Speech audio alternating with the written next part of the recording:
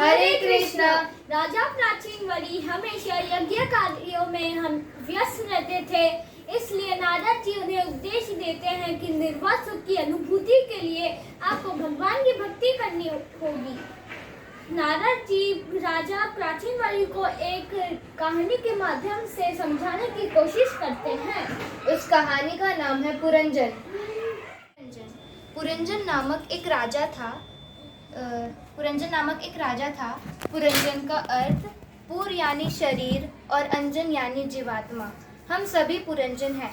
पुरंजन का एक मित्र था, उसका नाम था अभिज्ञाता। अभिज्ञाता यानी जिसे कोई नहीं जानता। राजा पुरंजन अपने रहने के लिए एक आलीशान जगह ढूंढ रहे होते हैं, जो उन्हें दक्षिण हिमालय के दक्षिण में भारतवर्ष नामक एक जगह दिखाई देती है, जो कि नवद्वार की एक नवरत्न नगरी होती है, जिसे देख महाराजा बहुत खुश होते हैं और अंदर जाते वक्त उन्हें दिखता है एक सुंदर से बगीचे में राजकुमारी पुरंजनी आ रही होती हैं।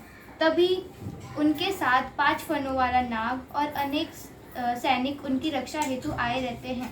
तभी दोनों एक दूसरे को देखकर पसंद करते हैं और विवाह करते हैं और 100 साल तक उस नगरी का उपभोग करते हैं। एक दिन राजा रानी को बिना बताए वन में शिकार करने चले जाते हैं। तभी वे वहां पर बहुत मासूम जानवरों का शिकार करते हैं, जिसे देखकर वहां के रहवासी विचलित हो जाते हैं। जब भी राजा महल की ओर वापस जाते हैं तो रानी को क्रोधित देख उनका मन उदास हो जाता है। राजा की स्थिति ऐसे हो गई थी, जब भी रानी हंसती तो वह भी हंसते, जब भी रानी रोती तो वह भी रोते। धीरे धीरे राजा वृद्ध हो गए और महाराज चंडवेग के आक्रमण से उनकी मृत्यु हो गई। क्या तुम्हें पता है धरती का नाम पृथ्वी कैसे पड़ा? हाँ, जब पृथ्वी जी महाराज बने तब उनके राज्य में अन्न विहीन था। उन्होंने धरती माँ की बहुत सेवा की, तो उन्होंने बहुत भर भर के अनाज दिया। तो और पृथ्वी महाराज ने धरती माता को अपनी बेटी जैसी स्वीकार की, तो उनका नाम पृथ्वी हुआ। अरे तुम्हें पता है पृथ्वी महाराज के सबसे बड़े बेटे विजिताश्व का नाम कैसे हुआ? हाँ, मुझे पता है।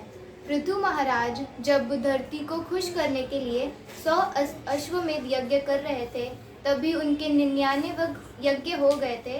तभी इंद्रदेव को पता चला कि उनके जैसा ही कोई इतना यज्ञ कर रहा है, तो उन्होंने उनके यज्ञ में दुविधा लाने की कोशिश की और वह हमेशा अश्व को चुरा ले जाते थे। तभी पृथु महाराज ने अपने बेटे को भेजा और उनसे वह लाने को कहा। तभी वह जाते हैं और अश्व को लेकर आते हैं, तो सारे ऋषि मुनि खुश होकर उनका नाम विजिताश्व रख देते हैं।